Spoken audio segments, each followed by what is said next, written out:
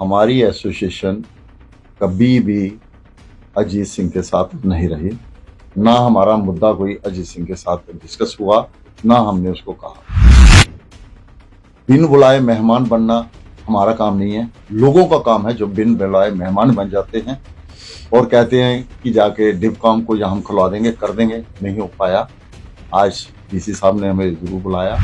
तो क्या ड्राइवर, क्या मालिक, क्या उसको जानते ही कोई? मैं तो कहूंगा उसको जानता ही कोई। अगर उसको जानता ही नहीं है तो बिन बुलाए मेहमान बन जाए, तो ये तो एडमिनिस्ट्रेशन को सोचना है ना, ये हमारा काम नहीं है। अगर वो बिन बुलाए मेहमान कहीं बन गया तो वहां हम जाने के लिए तैयार। पहले भी डीसी ऑफिस में एक मीटिंग हुई थी, टीपीसी के डिपो बंद हुआ था, तभी हमें डीसी साहब के मीटिंग में गए थे, तो हमने वहां मना कर दिया कि हम इसके साथ नहीं बैठेंगे, आप हमें अलग से बैठो, क्योंकि हमारा मुद्दा अलग है। हम किसी के साथ नहीं बैठेंगे, क्योंकि हम किसी के साथ नहीं। हमारा मुद्दा हमारे साथ डिस्कस करिए, हम किसी के साथ नहीं। वो मैं साफ कह रहा हूं कि वो गुमराह कर रहे हैं और उन्होंने आज गुमराह किया है, जिसकी वजह से आज रात को हम 12 बजे बैठे।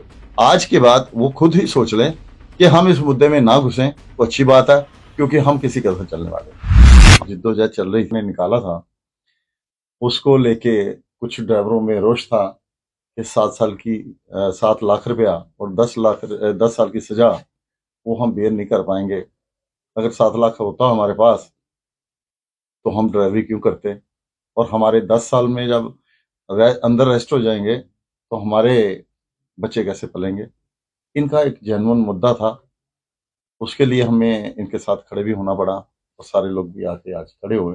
ये एक ऐसा मुद्दा था कि अगर ड्राइवर कहीं रुक जाए और कोई बंदा आगे से आ जाए, हिट हो जाए, मोटरसाइकिल वाला, कोई गाड़ी वाला, और हिट और रन के केस में अगर वो भाग जाता है मौके से, क्योंकि ड्राइवर हमेशा ही भागता है, उसका कारण ये है कि मॉब जो है आके मारना शुरू हो जाएगी।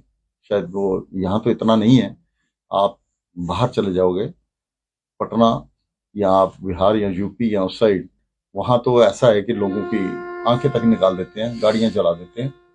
तो इनको डर था कि हमारे ऊपर ऐसे केस लग जाएंगे, हम नहीं परवाह कर पाएंगे। उसको लेके बैठे हुए थे। अब शाम को एसएसपी साहब ने बुला लिया और साथ में डीसी साहब भी वहां पे आ गए।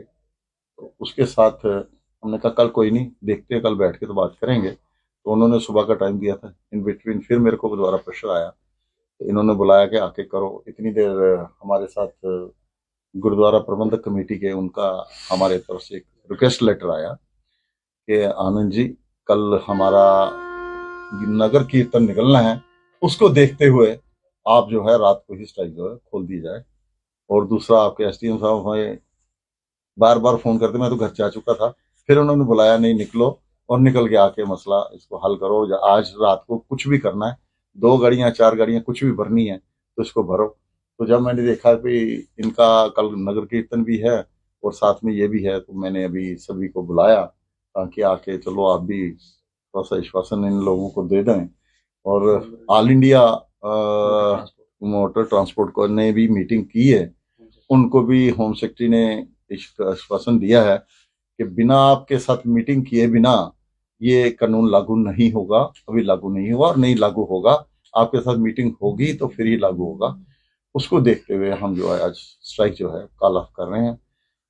जैसे एडमिनिस्ट्रेशन, हमारे डीसी साहब, हमारे एसएसपी साहब, मैडम साहब, सब ने, एसडीपीओ साहब ने और एसडीएम साहब ने सुबह से हमारे साथ ही हैं, सुबह से हमारे साथ लगे हुए हैं कि किसी तरीके ये स्ट्राइक जो कॉल ऑफ हो जाए। तो मैं इन सबका शुक्रिया अदा करूंगा कि इन्होंने बार बार बुला के मीटिंगें करी और मीटिंग करके कोई ना किसी नतीजे पे पहुंचे, ताकि हमारा जो मसला था कुछ कहीं ना कहीं जाके सॉल्व हो। तो लगता है कि हो जाएगा, तो लेकिन हम जो अपनी स्ट्राइक जो है कॉल ऑफ कर है और 5 तारीख को गुरुपुरब है, तो हम नहीं चाहते कि किसी की भावनाएं आहत हो, क्योंकि ये जो एसेंशियल सप्लाई है इसको सबके लिए बहाल रखना जरूरी है। तो जो हमारे मुद्दे थे, जो हमारी ये कश्मकश कल से चल रही थी एडमिनिस्ट्रेशन के साथ भी और गवर्नमेंट के साथ भी, ये जो काले कानून है इनको किसी तरीके से रद्द किया जाए। तो मैं शुक्रगुजार हूं अपने ड्राइवर भाइयों का, क्योंकि आज नेशनल लेवल पे ये आवाज उठ चुकी है कि ड्राइवर्स जो अपनी एक यूनियन, जो उनकी एकता जो है वो बिल्कुल शिखर पर है। उन्होंने एक होके दिखाया है और इन काले कानूनों के खिलाफ उन्होंने एक आंदोलन, एक जंग खड़ी कर दी थी बहुत बड़ी। तो मैं इनका शुक्रगुजार करता हूं कि इन्होंने इस जंग को जीता है। कितना जीता है वो आने वाला वक्त दिखाएगा, क्योंकि जो आश्वासन गवर्नमेंट ऑफ इंडिया की तरफ से आया है, होम सेक्रेटरी की तरफ से आर.के. गोयल जी ने एक प्रेस कॉन्फ्रेंस करके लोगों को संबोधित किया है कि इन कानूनों को हम अभी ठंडे बस्ते में डाल रहे हैं। अभी इस कानूनों की कोई बात नहीं होगी, ना इसकी इंप्लीमेंटेशन करेंगे। आने वाले समय में देखेंगे भी कब, जब ट्रांसपोर्ट बड़ी बड़ी एसोसिएशन यूनियंस के साथ बात करके हम इसका कोई ना कोई समाधान निकालेंगे। तो मैं सबका अभिनंदन करता हूं, स्वागत भी करता हूं। इस टाइम हमारे पास एडमिनिस्ट्रेशन पहुंची है, तो आज से हम इसको अभी से ही इस स्ट्राइक को कॉल ऑफ करते हैं। हमारे ड्राइवर्स यूनियन के प्रेसिडेंट सरदार रंजीत सिंह रैना साहब, वो भी सबके मशहूर हैं कि उन्होंने आप सबने उनका साथ दिया इस आंदोलन में और इस स्ट्राइक को कामयाब किया। तो मैं ऐसे ही सबको दोबारा ड्राइवर्स भाइयों को, ट्रांसपोर्टर्स को बोलूंगा, जब भी ऐसी कोई बात या ऐसा कोई पहाड़ हम पे आए तो आप ऐसे ही हमारे साथ इकट्ठे होके एकता में ईमानदारी से हमारे साथ खड़े रहें। आपको लगता है कि ऐसा समय दोबारा आएगा, ऐसे हालात बन सकते हैं? देखिए, ऐसा है, हालात कभी भी बन जाते हैं। ये हालात बनाने में इंसान के बस में नहीं होता। कोई ऐसी चीजें हो जाती हैं टाइम टू टाइम गवर्नमेंट की तरफ से या हमारी तरफ से, तो ये चीजें कहीं ना कहीं हमारी एक बोन ऑफ कंटेंशन, किसी बातों पे हम बैठ जाते हैं। लेकिन हम इसका हल ये ही है कि हम बैठ के एक टेबल के जरिए बैठ के हम बंद ऑफिस में, दरवाजे में हम अपनी बात रखें और इसका समाधान पीसफुली निकालें। ठंडे बस्ते में इस कानून को भी डाला गया है, रद्द नहीं किया गया। देखिए, ठंडे बस्ते का मतलब यही था, इतनी तो कामयाबी हमें मिल गई है ना, कि रद्द करना जो है, मुझे लगता है कि उसमें फिर पार्लियामेंट को या कुछ ऐसा कानून दोबारा से उनको रिपील करने में, अमेंड करने में टाइम लगेगा।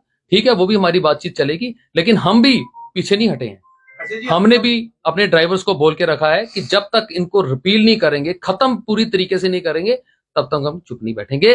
अभी तक गवर्नमेंट ने जो हमें आश्वासन दिया है कि हमने इसको ठंडे बस्ते में डाल दिया। आपका मानना है कि आपका जो एकजुटता है उस वजह से रिजल्ट आया है, लेकिन एडमिनिस्ट्रेशन भी शायद इस चीज को लेकर कंफ्यूजन में है कि जो आपके ट्रांसपोर्ट एसोसिएशन है वो एक बैनर पर नहीं आ पा रही। अजीत सिंह जी अलग बैनर चलाते हैं, आज वो यहाँ पर कहीं नहीं दिखे। एडमिनिस्ट्रेशन भी शायद कंफ्यूज होगी कि बात करनी है तो किसके साथ की जाए। आपको लगता है कि आने वाले समय में यदि इस तरह की सिचुएशन होती है तो आप एसोसिएशन से एक बैनर के तले इस तरह से करें ताकि एडमिनिस्ट्रेशन कंफ्यूज ना हो कि आखिर समझौता करना है तो किसके साथ करना है? देखिए, यहाँ पे हैं। किसी की कोई कंफ्यूजन नहीं है। हाँ, मेरे बाद ये भी जवाब देंगे, किसी चीज की कोई कंफ्यूजन नहीं है।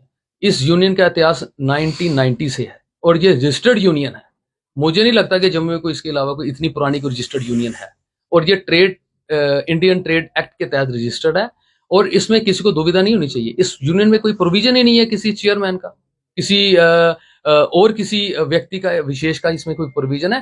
ठीक है, उन्होंने कोई अपनी एसोसिएशन चला रहे हैं, कोई यूनियन को रन कर रहे हैं, वो करें। आपकी जब मीटिंग हुई तो उसमें अजीत सिंह जी को न्योता दिया गया था, उनके साथ भी बात हुई, आपके साथ अलग से बात हुई, तो इससे कहीं ना कहीं डाइवर्ट होता है इशू। नहीं, डाइवर्ट होने की स्ट्राइक ही हमारी तरफ से थी। कल से हम धरने पे बैठे हुए हैं और एसेंशियल सप्लाईज जो पीओएल प्रोडक्ट्स हैं उसकी तो आपको क्या लगता है उन्हें किस कैपेसिटी में बुलाया गया? ऐसा है, मैं उनको थोड़ा सा मैं इसमें ब्रीफ कर दूं। हमारी एसोसिएशन कभी भी अजीत सिंह के साथ नहीं रही, ना हमारा मुद्दा कोई अजीत सिंह के साथ डिस्कस हुआ, ना हमने उसको कहा। बिन बुलाए मेहमान बनना हमारा काम नहीं है, लोगों का काम है जो बिन बुलाए मेहमान बन जाते हैं और कहते हैं कि जाके डिवकॉम को या हम खुलवा देंगे, कर देंगे। नहीं हो पाया। आज डीसी साहब ने हमें जरूर बुलाया, एसएसपी साहब ने बुलाया, हम उनके कहने पे खोल दिया। वो तो चले गए बड़े घर में, हम कहेंगे ठीक है डिवकॉम साहब के पास चले गए और उन्होंने पूरा आश्वासन दे दिया कि मैं खुल जाएगी, मैं खुलवा दूंगा। लेकिन जो मुद्दा था उसके बिना खुल नहीं सकता। लोग क्या, ड्राइवर क्या, मालिक क्या, उसको जानते ही कोई नहीं। मैं तो कहूंगा उसको जानते ही कोई नहीं। अगर उसको जानता ही नहीं है तो बिन बुलाए मेहमान बन जाए तो ये तो एडमिनिस्ट्रेशन को सोचना है ना, ये हमारा काम नहीं है। अगर वो बिल बनाए मेहमान कहीं बन गया तो वहां हम जाने के लिए तैयार हैं। पहले भी डीसी ऑफिस में एक मीटिंग हुई थी, पीपीसी के डिपो बंद हुआ था, तभी हमें डीसी साहब के मीटिंग में गए थे तो हमने वहां मना कर दिया कि हम इसके साथ नहीं बैठेंगे, आप हमें अलग से बैठो क्योंकि हमारा मुद्दा अलग है। हम किसी के साथ नहीं बैठेंगे क्योंकि हम किसी के साथ नहीं है। हमारा मुद्दा हमारे साथ डिस्कस करिए, हम किसी के साथ नहीं करेंगे। हम अपना मुद्दा वहां पे रख के आए थे और करके आए थे। आप आज भी जो था- कह रहे हैं कि उन्हें कोई जानता नहीं है, इसका मतलब विभाग को गुमराह कर रहे हैं। कौन? बिल्कुल, बिल्कुल वो मैं साफ कह रहा हूं कि वो गुमराह कर रहे हैं और उन्होंने आज गुमराह किया है, जिसकी वजह से आज रात को हम 12 बजे बैठे। नहीं तो हम 12 बजे नहीं बैठते, ये हमारी सुबह ही मीटिंग करके खत्म हो जाना था। वो बीच में जो अड़ंगा लड़ा रहे थे, जिसके कारण हम भी नहीं बैठे। हमने डीसी साहब ने भी मेरे साथ थोड़ा सा रिजेंटमेंट की। उन्होंने बोला मेरे को कि आप मेरे पास नहीं आए बुलाने पे, तो मैंने उनको स्ट्रेट पे कह दिया कि आप किसी के कहने पे, किसी आदमी के करें, हम उसके लिए कहते चलो कोई बात नहीं, हमें इस चीज की नॉलेज नहीं थी। लेकिन वो जो भी हुआ, वो डिपकॉम भी गए, कुछ लोग हमारे टैंकर के लोगों को लेके गया, ठीक है, उनके रिलेशन में होंगे, जान पहचान के होंगे, वो लेके गए वहां पे जाके। लेकिन पता है मुद्दा क्या है, तो उनको इस चीज की नॉलेज कोई नहीं है। लेकिन मैं ये जरूर कहूंगा कि आज के बाद वो खुद ही सोच लें कि हम इस मुद्दे में ना घुसें तो अच्छी बात है, क्योंकि हम किसी का साथ चलने वाले नहीं। हमारा मुद्दा अलग से है। हमारे साथ मैडम जी आए हैं, हम इनका शुक्रिया अदा करते हैं कि आज ये हमारे पास आए, यही हमारे लिए बड़ी बात है।